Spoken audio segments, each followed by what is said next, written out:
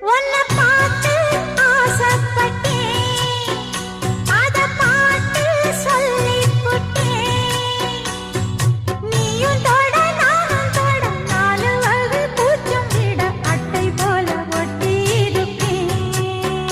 இந்த காதல் பொல்லாதது, ஒரு காவல் இல்லாதது.